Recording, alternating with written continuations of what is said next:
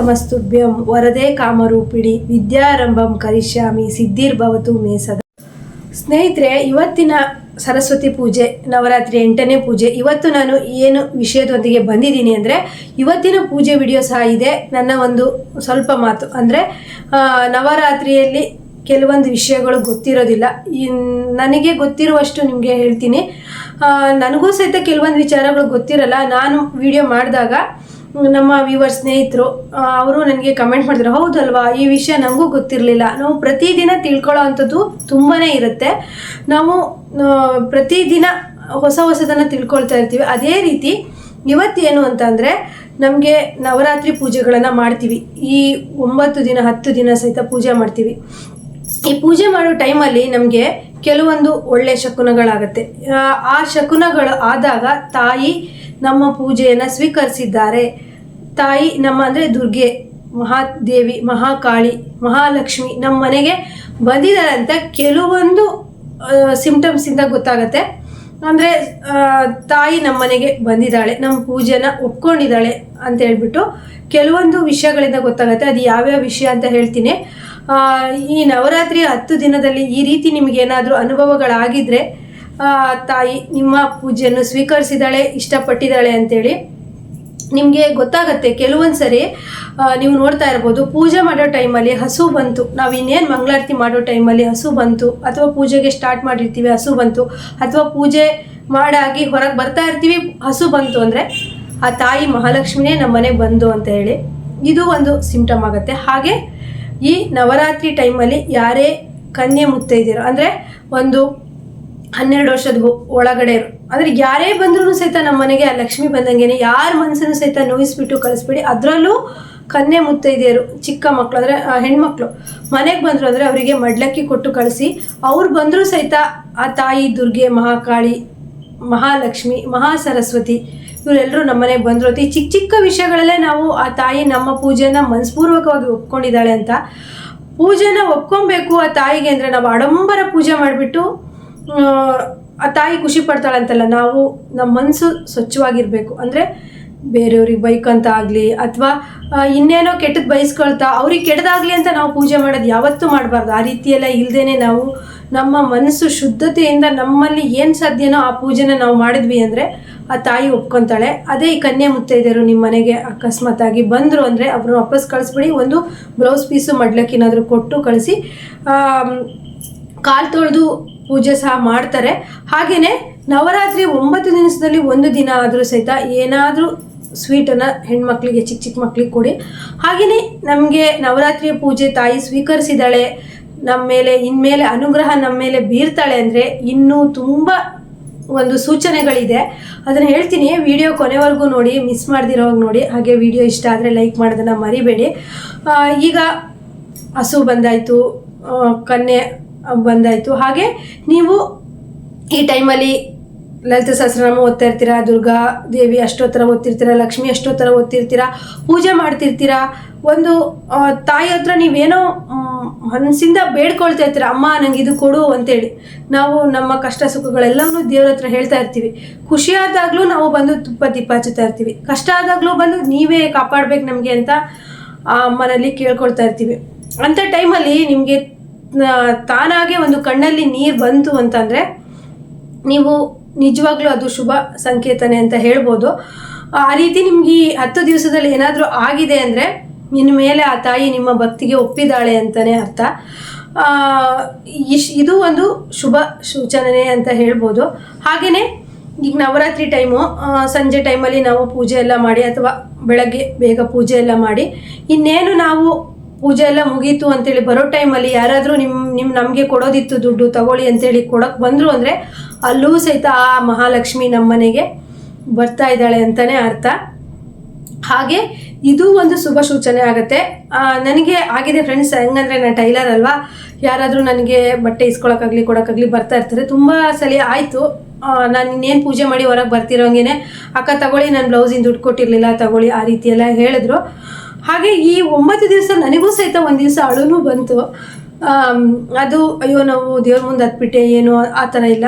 ನಾವು ನಿಜವಾಗ್ಲೂ ನಾವು ಮನಸ್ಪೂರ್ವಕವಾಗಿ ಏನಾದರೂ ಒಂದು ವಿಷಯ ಮನಸ್ಸಿಂದ ಹೇಳ್ಕೊಳ್ತೀವಿ ಅಂದರೆ ಅದು ದೇವ್ರ ಹತ್ರ. ಯಾಕಂದರೆ ನಾವು ಬೇರೆ ಹೊರಗಡೆ ಜನದ ಹತ್ರ ಹೇಳಿದಾಗ ಅವರು ನಮ್ಮ ಹತ್ರ ಕೇಳಿಬಿಟ್ಟು ಇನ್ನೊಬ್ರ ಹತ್ರ ನಮ್ಮ ಬಗ್ಗೆ ಹೇಳ್ಕೊಂಡು ನಗ್ಬೋದು. ಆದರೆ ಆ ದೇವರು ನಾವು ಕರೆಕ್ಟಾಗಿ ನಾವು ಸರಿ ಇದ್ದೀವಿ, ಒಳ್ಳೇದನ್ನೇ ಆ ತಾಯಿ ಹತ್ರ ಕೇಳ್ಕೊಳ್ತಿದ್ದೀವಿ, ಒಳ್ಳೇದನ್ನೇ ಹೇಳ್ತಾ ಇದ್ದೀವಿ ಅಂದಾಗ ನಮ್ಮ ಕಣ್ಣಲ್ಲಿ ನೀರು ಬರುತ್ತೆ. ಅಂದಾಗ ಅದು ಒಳ್ಳೇದೇ, ತಾಯಿ ನಿಮಗೆ ಒಳ್ಳೇದು ಮಾಡ್ತಾಳೆ ಅಂತಲೇ ಅರ್ಥ. ಹಾಗಾಗಿ ನೀವು ಏನೇ ಕಷ್ಟಗಳಿದ್ರೂ ಸಹಿತ ಎಲ್ಲ ಸರಿಯಾಗತ್ತೆ. ಅದಕ್ಕೆ ನಾವು ಕಾಯಬೇಕಷ್ಟೇ. ಈ ಟೈಮ್ ನಮಗೆ ಯಾವಾಗಲೂ ಇರಲ್ಲ, ಒಳ್ಳೆ ಟೈಮ್ ಬರುತ್ತೆ ಅನ್ನೋದು ನಮ್ಮ ಒಂದು ನಂಬಿಕೆ ಆಗಿರಬೇಕು. ಆಗ್ಲೇ ಸಾಧ್ಯ ಆಗತ್ತೆ ಎಲ್ಲದು. ಹೇಗಂದರೆ ಈಗ ಒಂದು ಶಿಲೆ ಆಗಬೇಕು, ಒಂದು ಕಲ್ಲು ಅಂದರೆ ಫಸ್ಟ್ ಅದಕ್ಕೆ ಉಳಿಪೆಟ್ಟು ಬೀಳಬೇಕು. ಉಳಿಪೆಟ್ಟು ಬಿದ್ದಾಗ ಮಾತ್ರ ಅದು ಒಂದು ಒಳ್ಳೆ ಶಿಲೆ ಆಗೋದು. ಫಸ್ಟಿಗೆ ನಮಗೆ ಕಷ್ಟಗಳು ಬರ್ತಿದೆ ಅಂದರೆ ನಮಗೆ ಮುಂದೆ ಒಳ್ಳೇದಿದೆ ಅಂತಲೇ ಅರ್ಥ. ಅದನ್ನು ನಾವು ತಿಳ್ಕೊಬೇಕು. ನೆಕ್ಸ್ಟು ಇನ್ನೂ ಏನೆಲ್ಲ ಸೂಚನೆಗಳು ಆಗತ್ತೆ ಅಂತಂದರೆ ನಾನು ಹೇಳ್ತೀನಿ. ವಿಡಿಯೋನ ಕೊನೆವರೆಗೂ ನೋಡಿ. ಹಾಗೆಯೇ ನಮ್ಮ ಇವತ್ತಿನ ಪೂಜೆ ವಿಡಿಯೋ ಸಹಿತ ಇದೆ, ಅದನ್ನು ಸಹಿತ ನೋಡಿ. ಹಾಗೆಯೇ ನೀವು ಈ ಪೂಜೆ ವ್ರತಗಳನ್ನೆಲ್ಲ ಮಾಡ್ತಾ ಇರ್ತೀರ. ಯಾರೋ ಒಬ್ಬರು ಅಂದರೆ ಮುತ್ತೈದೆಯರೇ ಮತ್ತು ವಯಸ್ಸಾದವರು, ಅವರು ನಿಮ್ಮನ್ನು ನೋಡಿಬಿಟ್ಟು ಒಂದು ದೈವ ಕಳೆ ಇದೆ ನಿಮ್ಮಲ್ಲಿ, ಚೆನ್ನಾಗಿ ಕಾಣ್ತಿದ್ದೀರಾ, ಲಕ್ಷ್ಮಿ ಥರ ಕಾಣ್ತಿದ್ದೀರಾ, ಮಹಾಲಕ್ಷ್ಮಿ ಥರ ಕಾಣ್ತಿದ್ದೀರಾ ಅಂತ. ಬೇಕಾದ್ರೆ ನೋಡಿ, ಈಗ ನಾನೇ ಈ ರೀತಿ ಎಲ್ಲ ಸ್ಯಾರಿ ಉಟ್ಕೊಂಡು ಚೆನ್ನಾಗಿ ಡ್ರೆಸ್ ಆಗಿರೋ ನನ್ನ ಗಂಡನಿಗೆ ನೋಡೋಕೆ ಖುಷಿ ಅನ್ಸುತ್ತೆ. ನನ್ನ ಹೆಂಡತಿ ಇವತ್ತು ಎಷ್ಟು ಚೆನ್ನಾಗಿ ರೆಡಿಯಾಗಿದ್ದಾಳೆ ಅಂತೇಳಿ. ಅದೇ ರೀತಿಯೇ ನಾವು ಈ ರೀತಿ ಡ್ರೆಸ್ ಮಾಡಿಕೊಂಡು ಮನೆಯಿಂದ ಹೊರಗೆ ಒಳಗೆ ಓಡಾಡ್ತಾ ಪೂಜೆ ಮಾಡ್ತಾ ಮನೇಲಿ ನಗಾಡ್ತಾ ಈ ಥರ ಇದ್ದಾಗ, ಅಥವಾ ದೇವಸ್ಥಾನಕ್ಕೆ ಹೋದಾಗ ಯಾರೇ ಒಬ್ಬರು ಹಿರಿಯರು ಚೆನ್ನಾಗಿ ಕಾಣ್ತಾ ಇದೆ ಸೀರೆ ನಿಮಗೆ, ಹಾಗೆ ನಿಮ್ಮಲ್ಲಿ ಒಂದು ದೈವ ಕಳೆ ಇದೆ, ಲಕ್ಷ್ಮಿ ಥರ ಕಾಣ್ತಿದ್ಯಾ, ಸರಸ್ವತಿ ಥರ ಕಾಣ್ತಿದ್ಯಾ ಅಂತ ಹೇಳಿದಾಗ ಅಲ್ಲೂ ಸಹಿತ ನಿಮ್ಮಲ್ಲಿ ಏನೋ ಒಂದು ದೈವ ಕಳೆ ಬಂದಿದೆ ಅಂತೇಳಿ, ನಿಮ್ಮ ಪೂಜೆ ಆ ತಾಯಿ ಒಪ್ಕೊಂಡಿದ್ದಾಳೆ ಅಂತೇಳಿ. ಹಾಗೆಯೇ ದೇವಸ್ಥಾನಕ್ಕೆ ಹೋದಾಗ ಬಲಗಡೆ ಪ್ರಸಾದ ಆದರೂ ಸಹಿತ, ಹಾಗೆ ದೇವಸ್ಥಾನದೊಳಗೆ ಹೋಗ್ತಾನೆ ನಮ್ಮಲ್ಲಿ ಏನೋ ಒಂದು ವೈಬ್ರೇಷನ್ ಆಗ್ತಾಯಿದ್ರೆ ಆ ತಾಯಿ ನಮ್ಮಲ್ಲಿ ಒಂದು ನಮಗೆ ಆಶೀರ್ವಾದ ಮಾಡಿದ್ದಾಳೆ ಅಂತ ಅರ್ಥ. ಹಾಗೆ ಏನಾದರೂ ಬೇಡದೇ ಇರೋ ಸೂಚನೆಗಳು ಬರ್ತಾ ಇದೆಯೋ, ಅಥವಾ ನಾವು ಪೂಜೆ ಮಾಡ್ತಾ ಇರುವಾಗ ಏನೋ ಬಿತ್ತು, ಏನೋ ಅರ್ಶಿನ ಕುಂಕುಮ ಬಟ್ಲು ಚೆಲ್ತು, ಇನ್ನೇನಾಯಿತು, ಇದೆಲ್ಲ ಕೆಟ್ಟದ, ಈ ಸೂಚನೆಗಳೆಲ್ಲ ಆದರೆ ಏನೋ ಆಗುತ್ತೆ ಅನ್ನೋ ಭಯನಾ ಅಂತ ಹೇಳಿ ನೀವು ಕೇಳ್ಬೋದು. ಆ ಥರ ಇಲ್ಲ. ನಾವು ಭಕ್ತಿ ಶ್ರದ್ಧೆಯಿಂದ ಪೂಜೆ ಮಾಡ್ತಿದ್ದೀವಿ ಅಂದಾಗ ಆ ತಾಯಿ ನಮಗೆ, ಆ ಅಮ್ಮ ದುರ್ಗೆ, ಮಹಾಕಾಳಿ, ಸರಸ್ವತಿ, ಮಹಾಲಕ್ಷ್ಮಿ ನಮಗೆ ಸೂಚನೆ ಕೊಡ್ತಾ ಇರೋದು, ಎಚ್ಚರಿಕೆಯಿಂದ ಇರು ಅಂತೇಳಿ. ಈಗ ನಾವು ಪೂಜೆ ಮಾಡೋ ಟೈಮಲ್ಲಿ ಅರ್ಶಿನ ಕುಂಕುಮ ಬಟ್ಲು ಬಿತ್ತೋ, ಕೈಯಿಂದ ಜಾರಿ ಇನ್ನೇನೋ ಬಿತ್ತೋ, ಇನ್ನೇನೋ ಆಯಿತು ಅಂದಾಗ ನಾವು ಹೆದರ್ಕೋಬಾರ್ದು. ಆ ಅಮ್ಮ ನೀವು ಸ್ವಲ್ಪ ಹುಷಾರಾಗಿರಿ ಅಂತೇಳಿ ಸೂಚನೆ ಕೊಡ್ತಾ ಇರ್ತಾಳೆ. ಹಾಗಂತ ಇದೆಲ್ಲ ಒಳ್ಳೆ ಸೂಚನೆಗಳಾದರೆ ನಾವು ಪೂಜೆ ಮಾಡೋ ಟೈಮಲ್ಲಿ ಸಣ್ಣ ಪುಟ್ಟ ಈ ರೀತಿ ಸೂಚನೆಗಳು ಬಂದಾಗ ನಾವು ಜಾಗ್ರತೆ ಆಗಿರೋದನ್ನ ಅನ್ಕೊಬೇಕು. ಬಿಟ್ಟರೆ ನೆಗೆಟಿವ್ ಆಗಿ ಯಾವತ್ತೂ ಥಿಂಕ್ ಮಾಡಬೇಡಿ. ನಾವು ಯಾವತ್ತೂ ಪಾಸಿಟಿವ್ ಆಗಿ ಥಿಂಕ್ ಮಾಡಿ ಒಳ್ಳೆಯದನ್ನೇ ಆ ತಾಯಿ ಹತ್ರ ಕೇಳ್ಕೊಂಡು ಒಳ್ಳೆಯದನ್ನೇ ಬಯಸಿ ಒಳ್ಳೆ ಮಾತಾಡಿ. ಆದಷ್ಟು ಈ ನವರಾತ್ರಿ ಟೈಮಲ್ಲಿ ಆಗಿರ್ಬೋದು, ಶ್ರಾವಣ ತಿಂಗಳಲ್ಲಾಗಿರ್ಬೋದು, ನೀವು ಪಾಸಿಟಿವ್ ಆಗಿ ಯೋಚನೆ ಮಾಡ್ತಾ ಹೋಗಿ, ಪಾಸಿಟಿವ್ ಆಗಿ ಮಾತಾಡ್ತಾ ಹೋಗಿ, ಖುಷಿಯಿಂದ ಇರಿ. ಆದಷ್ಟು ಮನೇಲಿ ಖುಷಿಯಿಂದ ಇರಿ. ಸುಮ್ಮನೆ ಅಳ್ತಾ ಇರೋದು, ಸಣ್ಣ ಪುಟ್ಟ ವಿಷಯಕ್ಕೂ ಅಳ್ತಾ ಇರೋದು, ಆ ಗಂಡ ಕಿರಿಕಿರಿ ಮಾಡೋದು, ಆ ಥರ ಮಾಡೋಕ್ಕೆ ಹೋಗಬೇಡಿ. ಅಂದರೆ ಈಗ ನಾವು ಹೆಣ್ಮಕ್ಳು ಹೇಗಿರುತ್ತೆ ಅಂದರೆ, ನಮ್ಮನ್ನು ನಾವು ನೋಡ್ಕೊಳ್ತೀವೋ ಇಲ್ವೋ, ಗಂಡ ಮಕ್ಕಳು ಮನೆ ಅಂತೇಳಿ ನಮಗೆ ಫುಲ್ ಇರುತ್ತೆ. ಆದರೆ ಆದಷ್ಟು ಸಮಾಧಾನ ತಾಳ್ಮೆ ಅನ್ನೋದು ನಮ್ಮ ಹೆಣ್ಮಕ್ಳಿಗೆ ಬರಬೇಕು. ಹಾಗೆಯೇ ಇನ್ನೂ ಸಹ ಶುಭ ಸೂಚನೆ ಅಂತಂದರೆ, ದೇವ್ರ ಮನೇಲಿ ಹಲ್ಲಿಗಳು ಇರೋದು ತುಂಬ ಜನ ಓಡಿಸ್ತಾ ಇರ್ತಾರೆ. ಆ ರೀತಿ ಮಾಡಬೇಡಿ. ಲಕ್ಷ್ಮಿ ಸ್ವರೂಪ ಅಂತಲೇ ಹೇಳ್ತಾರೆ. ಹಾಗೆ ದೇವ್ರ ಮನೇಲಿ ನೀವು ಈ ನವರಾತ್ರಿ ಪೂಜೆ ಮಾಡ್ತಿರುವಾಗ ಕಪ್ಪು ಇರುವೆ, ಫುಲ್ಲು ಕಪ್ಪಿರುವೆ ದಪ್ಪ ದಪ್ಪ ಅದಿರುತ್ತಲ್ಲ, ಅದೇನಾದರೂ ಬಂತು ಅಂದರೂ ಅಷ್ಟೇ ಶುಭ ಸೂಚನೆ. ಇನ್ನು ಮುಂದೆ ನಿಮಗೆ ಒಳ್ಳೇದಾಗತ್ತೆ ಅಂತೇಳಿ. ಈ ರೀತಿ ಏನಾದರೂ ಆಯಿತು ಅಂತ ಅಂದರೂ ಸಹಿತ ನಿಮಗೆ ಮುಂದೆ ಒಳ್ಳೇದಿದೆ. ನವರಾತ್ರಿ ನಂತರ ನಿಮಗೆ ಎಲ್ಲದೂ ಕೈ ಹಿಡಿಯುತ್ತೆ, ನೀವು ಅಂದ್ಕೊಂಡಿರೋದೆಲ್ಲ ಆಗತ್ತೆ ಅಂತ ಹೇಳಿ.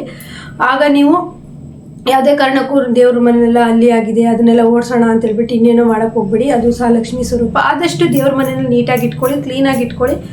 ಆದಷ್ಟು ಪಾಸಿಟಿವ್ ಥಿಂಕ್ ಮಾಡಿ, ಪಾಸಿಟಿವ್ ಆಗಿ ಮಾತಾಡಿ. ಇಷ್ಟೆಲ್ಲ ಸೂಚನೆಗಳು ನಿಮ್ಮಲ್ಲಿ ಆಗ್ತಾ ಇದೆ ಅಂತ ಅಂದರೆ ನಿಜವಾಗ್ಲೂ ಆ ತಾಯಿ ನಿಮ್ಮ ಪೂಜೆಗೆ ಒಲಿದಾಳೆ. ಹಾಗಂತ ನಾನು ಇನ್ನೊಂದು ಎಕ್ಸಾಂಪಲ್ ಕೊಡಬೇಕು. ನಾನು ಅನ್ಕೊತಾ ಇದ್ದೆ, ಮೇಡಮ್ ನಾವು ಬೆಳಗ್ಗೆ ಎದ್ದರೆ ಕೂಲಿ ಕೆಲಸಕ್ಕೆ ಹೋಗ್ತೀವೋ, ಅಥವಾ ಗಾರ್ಮೆಂಟ್ಸಿಗೆ ಹೋಗ್ತೀವೋ, ಅಥವಾ ಇನ್ನೆಲ್ಲೋ ಕೆಲಸ ಮಾಡ್ತೀವೋ, ನಮಗೆ ಟೈಮ್ ಕೊಟ್ಟು ಅಮ್ಮನಿಗೆ ಕರೆಕ್ಟಾಗಿ ಎಲ್ಲ ವಿಧ ಸಂಪ್ರದಾಯವಾಗಿ ಪೂಜೆ ಮಾಡೋಕ್ಕಾಗಲ್ಲ. ನಮಗೇನಾದರೂ ತೊಂದರೆ ಖಂಡಿತವಾಗ್ಲೂ ಇಲ್ಲ. ನಾವು ಪೂಜೆ ಮಾಡಿ, ಅಮ್ಮ ಕೇಳೋದಿಷ್ಟೇ, ಕೆಟ್ಟದನ್ನು ಮಾತಾಡಬೇಡಿ, ಕೆಟ್ಟದನ್ನು ಬಯಸಬೇಡಿ. ಹಾಗೆ ನೀವು ನಿಮ್ಮ ನಿಮಗೆ ಒಳ್ಳೆತನ ಏನಿದೆ ಅದು ಮನಸ್ಸಲ್ಲಿ ಅಂದರೆ ಒಬ್ಬರು ನೋಡಿ ಖುಷಿ ಪಡುವಂಥ ಮನಸ್ಸು ನಮಗಿತ್ತು ಅಂದರೆ ಈಗ ನನಗಿಂತ ಚೆನ್ನಾಗಿ ಯಾರಾದರೂ ಬಂದರು ಅಥವಾ ನನಗಿಂತ ಒಳ್ಳೆ ಸೀರೆ ಉಟ್ಕೊಂಡ್ಬಂದ್ರು ಅಥವಾ ನನಗಿಂತ ಜಾಸ್ತಿ ಬಂಗಾರ ಹಾಕೊಂಡಿದ್ರು ಅಂದರೆ ಅವರು ನೋಡಿ ನಾವು ಹೊಟ್ಟೆ ಕಿಚ್ಚು ಪಡಬಾರ್ದು. ಯಾಕಂದರೆ ನಮ್ಗೆ ಅದೆಲ್ಲ ಬರಲ್ಲ. ನಾನು ಇನ್ನೇ ವಿಡಿಯೋದಲ್ಲಿ ಹೇಳಿದೆ, ನಿಮಗೆ 1 ಗ್ರಾಮ್ ಚಿನ್ನನೂ ತೊಗೊಳಕ್ಕಾಗ್ತಿಲ್ಲ ಅಂದರೆ ಈ ರೆಮಿಡಿ ಮಾಡಿ ಅಂತ ನಾನು ಇನ್ನೇ ಒಂದು ವಿಡಿಯೋದಲ್ಲಿ ಹೇಳಿದೆ. ನಮಗೆ ಅಂದರೆ ಒಂದು ಶಕ್ತಿ ಯೂನಿವರ್ಸ್ ಅನ್ಬೋದು, ಅದು ನಮಗೆ ಕೊಡಬೇಕು ಅಂದರೆ ನಾವು ಬೇರೆಯವರು ನಮ್ಮ ಪಕ್ಕದ ಮನೆಯವರು ಒಂದು ಕಾರೇ ತೊಗೊಂಡ್ರು ಅಥವಾ ನಮ್ಮ ಪಕ್ಕದ ಮನೆಯವರು ಒಂದು ಬಂಗಾರದ ಚೈನೋ ಅಥವಾ ಇನ್ನೇನೋ ಕಿವಿ ಓಲೆನೋ ತೊಗೊಂಡ್ರು ನಾವು ಖುಷಿ ಪಡಬೇಕು. ಆಗ ನಮಗೆ ಯೂನಿವರ್ಸು ಇವಳಿಗೆ ಅದೆಲ್ಲ ಖುಷಿ ಇದೆ, ಇಷ್ಟ ಇದೆ, ಇವಳಿಗೂ ಕೊಡಬೇಕು ಅಂತೇಳಿ ಇರುತ್ತೆ. ಅವ್ರನ್ನ ನೋಡಿ ನಾವು ಹೊಟ್ಟೆ ಕಿಚ್ಪಟ್ಟು ಅಯ್ಯೋ ತಗೋಬಿಟ್ರಲ್ಲ ಅಂತಂದರೆ ನಾವು ಫುಲ್ಲು ಒಂಥರ ಹೊಟ್ಟೆ ಕಿಚ್ಪಟ್ರೆ ಸಾಲ ಮಾಡಿ ತಗೊಳ್ತೀವಿ, ಮತ್ತು ನಾವು ಸಾಲಕ್ಕೆ ಬಿದ್ದೋಗ್ತೀವಲ್ವ. ನಾವು ಒಬ್ಬರು ಮನೆ ಕಟ್ಟಲಿ, ಕಾರ್ ತಗೊಳ್ಳಿ, ಉಂಗುರ ತಗೊಳ್ಳಿ, ಬಂಗಾರ ತಗೊಳ್ಳಿ, ಏನೇ ತಗೊಳ್ಳಿ, ಒಳ್ಳೊಳ್ಳೆ ಸೀರೆ ಉಡ್ಲಿ, ನಾವು ಅದನ್ನ ನೋಡಿ ಖುಷಿಪಟ್ಟಾಗ ಆ ಯೂನಿವರ್ಸ್ ಅನ್ನೋದು ನಮ್ಗೆ ಅದನ್ನು ಕೊಡ್ತಾ ಹೋಗ್ತಾರೆ. ಅದನ್ನು ನಾವು ಹೊಟ್ಟೆ ಕಿಚ್ಪಟ್ಟು ಯಾವತ್ತೂ ನೋಡಬಾರ್ದು. ಇಷ್ಟು ನಿಮ್ಮ ಮನಸ್ಸು ಆತ್ಮ ಶುದ್ಧಿ ಇದ್ದರೆ ನೀವು ಯಾವುದೇ ಥರ ಪೂಜೆ ಮಾಡ್ತಿದ್ರು, ನೀವು ಮಾಡೋ ಕೆಲಸದಲ್ಲೇ ನೀವು ಆ ತಾಯಿನ ಮನಸ್ಸಲ್ಲಿ ನೆನಪು ಮಾಡ್ಕೊಳ್ತಾ ಇದ್ರು. ಅಥವಾ ನನಗೆ ಒಬ್ಬರು ಕಾಲ್ ಮಾಡಿದರು, ಮಹಾರಾಷ್ಟ್ರಕ್ಕೆ ಈ ಟೈಲ್ಸು ಹಾಕೋದಕ್ಕೆ ಅಲ್ಲಿಗೆ ಹೋಗಿದ್ದಾರಂತ. ಊರಲ್ಲಿ ಟೈಲರಿಂಗ್ ಕಲ್ತರೂ ಸಹಿತ ಅವರಿಗೆ ಬಟ್ಟೆಗಳು ಬರ್ತಿಲ್ವಂತೆ. ಅಲ್ಲಿಗೆ ಹೋಗಿದ್ದಾರೆ. ಅಕ್ಕ, ನಾನು ಅಷ್ಟು ದೂರ ಬಂದಿದ್ದೀನಿ ಕೆಲಸಕ್ಕೆ, ನಮ್ಮೂರಲ್ಲಿ ಬಟ್ಟೆ ಯಾರೂ ಕೊಡೋದಿಲ್ಲ ಅಂದರು. ಅಂಥ ಜಾಗದಲ್ಲೂ ಅಮ್ಮ ಹೊಲಿತಾಳೆ. ಅಂದರೆ ನಮ್ಮ ಮನಸ್ಸು ಸ್ವಚ್ಛವಾಗಿರಬೇಕು, ಅಮ್ಮನ ನೆನೆಸ್ಕೊತಾ ಇರಬೇಕು. ಕೆಲವೊಂದು ಟೈಮಲ್ಲಿ ಅಂದರೆ ನಿಮಗೆ ಇಡೀ ದಿನ ಕೆಲಸ ಇರುತ್ತೆ, ಸಂಜೆನಾದರೂ ಬಂದುಬಿಟ್ಟು ಸ್ನಾನ ಮಾಡಿ 5 ನಿಮಿಷ ನಿಮಗೆ ಸ್ತೋತ್ರ ಓದೋಕ್ಕೆ ಟೈಮ್ ಇಲ್ಲ ಅಂದರೆ ಆ ಸ್ತೋತ್ರನ ಹಾಕ್ಕೊಂಡು ಅಡುಗೆ ಮಾಡ್ಬೋದು. ಒಂದು ಪಾಸಿಟಿವ್ ಎನರ್ಜಿ, ನಾವು ಒಂದು ಆಹಾರನ ಬೇಯಿಸ್ತಾ ಇದ್ದೀವಿ ಅನ್ನೋ ಟೈಮಲ್ಲಿ ಲಲಿತಾ ಸಹಸ್ರನಾಮ ಕೇಳಿಕೊಂಡು ಅಥವಾ ಒಂದು ಪಾಸಿಟಿವ್ ಎನರ್ಜಿ ಎಲ್ಲಿರುತ್ತೋ ಅದನ್ನು ಕೇಳ್ಕೊಂತ ಅಡುಗೆ ಮಾಡಿದಾಗ ನಾವು ಮಾಡಿರೋ ಅಡುಗೆನ ನಾವು ಮನೆಯವ್ರಿಗೆಲ್ಲ ಬಡಿಸ್ತೀವಿ. ಅದರಲ್ಲೂ ಒಂದು ಎನರ್ಜಿ ಇರುತ್ತೆ. ಅದೇ ನಾವು ಅಡುಗೆ ಮಾಡ್ಕೊತ ಆ ಪಕ್ಕದ ಮನೆಯೊಳಗೆ ಅವಳಿಗೆ ಇವಳಿಗೆಲ್ಲ ಬೈಕೊಳ್ತಾ ಇದ್ವಿ ಅಂದರೆ ಆ ನೆಗೆಟಿವ್ ಎನರ್ಜಿನ ನಾವು ಊಟಕ್ಕೆ ಹಾಕ್ತೀವಿ, ಆಹಾರಕ್ಕೆ ಹಾಕ್ತೀವಲ್ವ. ಅದರಿಂದ ನಾವು ಅಡುಗೆ ಮಾಡುವಾಗ ನಮ್ಮ ಮನಸ್ಸಲ್ಲಿ ಯಾರಿಗೂ ಸಹಿತ ಬೈಕೊಳ್ದೆ ಅಥವಾ ನಾವು ಮಾಡಿರೋ ಅಡುಗೆ ನಮ್ಮ ಒಂದು ಮಕ್ಕಳು ಮನೆಯವರು ಎಲ್ಲ ತಿಂತಾರೆ, ಅದು ಒಳ್ಳೇದಿರ್ಬೇಕಲ್ವಾ. ನಮ್ಮ ಮನಸ್ಸಲ್ಲಿ ಒಳ್ಳೇದಿತ್ತು ಅಂದರೆ ನಾವು ಮಾಡೋ ಅಡುಗೆ ಸಹಿತ ರುಚಿಯಾಗಿ ಬರುತ್ತೆ. ಹಾಗಾಗಿ ನಾ ಹೇಳೋದು, ಕೂಲಿ ಕೆಲಸ ಮಾಡ್ತಾ ಇರಿ ಅಥವಾ ಇಲ್ಲಿ ಈ ಟೈಮಿಗೆ ನಂಗೆ ಪೂಜೆ ಮಾಡೋದಕ್ಕಾಗಲ್ಲ, ನನಗೆ ಬೆಳಗ್ಗೆನೇ 6 ಗಂಟೆ ಡ್ಯೂಟಿ ಹೋಗೋದು, ಸಂಜೆ ಬರೋದು ಅಂದರೂ ನೀವು ಕೂತಲ್ಲೇ ಅಮ್ಮನ ಧ್ಯಾನ ಮಾಡ್ಬೋದು. ಈಗಂತೂ ಮೊಬೈಲ್ ಇದೆ, ಹೆಡ್ಫೋನ್ ಇದೆ, ಬ್ಲೂಟೂತ್ ಇದೆ, ಲಲಿತಾ ಸಹಸ್ರ. ನಿಜವಾಗ್ಲೂ ಫ್ರೆಂಡ್ಸ್, ನಾನು ಟೈಲರು. ನನಗೂ ಒಬ್ಬರು ಕಮೆಂಟ್ ಮಾಡಿದರು, ಅಕ್ಕ ನೀವು ಹೇಗೆ ಟೈಮ್ ಮ್ಯಾನೇಜ್ ಮಾಡ್ತೀರಾ ಅಂತ. ನನಗೆ ಕೆಲವೊಂದು ದಿವಸ ಸ್ತೋತ್ರಗಳನ್ನು ಓದೋಕ್ಕಾಗಲ್ಲ. ಆ ಟೈಮಲ್ಲಿ ನಾನು ಕೇಳ್ಕೊತಾನೇ ಕೆಲಸ ಮಾಡ್ತೀನಿ. ಇನ್ನೂ ಎನರ್ಜಿ ಅದು ನಿಜವಾಗ್ಲೂ ನೋಡಿ ನಿಮಗೆ ಓದೋಕ್ಕಾಗ್ತಾಯಿಲ್ಲ, ನಂಗೆ ಓದೋಕ್ಕೆ ಬರಲ್ಲ ಅನ್ನೋರು ಸಹಿತ ನಿಮ್ಗೆ ಲಲಿತಾ ಸಹಸ್ರನಾಮ ಆಗಿರ್ಬೋದು, ಲಕ್ಷ್ಮೀ ಅಷ್ಟೋತ್ತರ ಆಗಿರ್ಬೋದು, ಪಾರಾಯಣ ಆಗಿರ್ಬೋದು, ಕೇಳಿ ಎಷ್ಟು ಎನರ್ಜಿ ಇರುತ್ತೆ ನೋಡಿ. ನಿಮ್ಗೆ ಯಾರು ಅಕ್ಕಪಕ್ಕದ ಮನೆ ರಿಲೇಷನಿಂದೆಲ್ಲ ಸಮಸ್ಯೆನೇ, ಅದು ನಮಗೆ ಚಿಂತೆನೇ ಬೇಡ. ನಾವು ಒಳ್ಳೇದು ಕಡೆ ಹೋಗೋಣ, ಆ ತಾಯಿ ನಮಗೆ ತಾನಾಗೆ ಒಳ್ಳೇದು ಮಾಡ್ತಾಳೆ. ಇಷ್ಟು ನನ್ನ ಇವತ್ತಿನ ಮಾತಾಗಿತ್ತು. ಈ ಮಾತು ಏನಾದರೂ ನಿಮ್ಗೆ ಇಷ್ಟ ಆಗಿದ್ದರೆ, ಹೌದು ಅಂತ ಅನಿಸಿದ್ರೆ ಒಂದು ಲೈಕ್ ಕೊಡಿ. ಹಾಗೆ ಇವತ್ತಿನ ವಿಡಿಯೋ ಮುಂದುವರಿಯುತ್ತೆ, ಮಿಸ್ ಮಾಡದೆ ಸ್ಕಿಪ್ ಮಾಡದೆ ನೋಡಿ. ನವರಾತ್ರಿ 8ನೇ ದಿನ ಸರಸ್ವತಿ ಪೂಜೆ. ಇವತ್ತೆಲ್ಲರೂ ನಿಮ್ಮ ಮನೆಗಳಲ್ಲಿ ಸರಸ್ವತಿ ಪೂಜೆನ ಮಾಡಿರ್ತೀರಾ ಅಂತ ಅಂದ್ಕೊಂಡಿದ್ದೀನಿ. ಹಾಗೆಯೇ ನಮ್ಮ ಮಕ್ಕಳ ಕೈಯಲ್ಲೂ ಸಹಿತ ಪೂಜೆನ ಮಾಡಿಸ್ಬೇಕು. ನಾನು ಸಹಿತ ಮನೇಲಿ ಪೂಜೆ ಎಲ್ಲ ಮಾಡಿಬಿಟ್ಟು ದೇವಸ್ಥಾನಕ್ಕೆ ಬಂದಿದ್ದೀವಿ. ಸರಸ್ವತಿ ಪೂಜೆ ತುಂಬ ವಿಶೇಷವಾಗಿದ್ದು ವಿಶಿಷ್ಟವಾಗಿದ್ದು, ಪ್ರತಿಯೊಬ್ಬರಿಗೂ ವಿದ್ಯೆ ಅನ್ನೋದು ತುಂಬಾ ಬೇಕಾಗಿರುವಂಥದ್ದು. ಯಾಕಂದರೆ ಈ ಕಾಲದಲ್ಲಿ ವಿದ್ಯೆ ಬುದ್ಧಿ ಬೇಕೇ ಬೇಕು. ಅದಿದ್ದರೆ ಮಾತ್ರ ನಾವು ಎಲ್ಲ ಕಡೆನೂ ಒಂದು ಜಯವನ್ನು ಕಾಣೋಕ್ಕಾಗೋದು. ಆದ್ದರಿಂದ ನಾವು ಸರಸ್ವತಿನ ಭಕ್ತಿ ಮಾಡಲೇಬೇಕು. ಸರಸ್ವತಿ ಪೂಜೆ ಅಂತಂದರೆ ನಿಜವಾಗ್ಲೂ ನಾವು ಒಂದು ಭಕ್ತಿ ಶ್ರದ್ಧೆಯಿಂದ ಮಾಡಬೇಕು ಅಂತಲೇ ಹೇಳ್ತೀನಿ. ನೋಡ್ತಾ ಇರ್ಬೋದು, ನಮ್ಮ ಪೂಜೆ ಸ್ಟಾರ್ಟ್ ಆಗಿ ನಾವು ಈಗ ಲಲಿತಾ ಸಹಸ್ರನಾಮದ ಮಧ್ಯದಲ್ಲಿ ಓದ್ತಾ ಇದ್ದೀವಿ. ನಾನು ವಿಡಿಯೋ ಮಾಡ್ಕೊಳಕ್ಕೆ ಹೇಳಿದೆ, ನನಗೊಬ್ಳು ಪುಟ್ಟಿ ಮಾಡಿಕೊಟ್ಲು.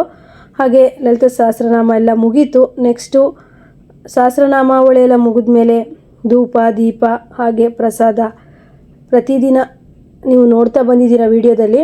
ಹಾಗೆ ನನಗೆ ಸಪೋರ್ಟ್ ಸಹ ಮಾಡಿದ್ದೀರಾ. ಇವತ್ತಿನ ವಿಡಿಯೋ ಸ್ವಲ್ಪ ಲಾಂಗ್ ಇದೆ, ಆದರೂ ಸಹಿತ ಪೂರ್ತಿ ವಿಡಿಯೋನ ನೋಡಿ ನಿಮಗೆ ಲಲಿತಾ ಸಹಸ್ರನಾಮ ಮಾಡಿ ಮತ್ತು ನವರಾತ್ರಿ ಪೂಜೆಯಲ್ಲಿ ಭಾಗವಹಿಸಿದಷ್ಟೇ ಪುಣ್ಯ ಸಿಗತ್ತೆ.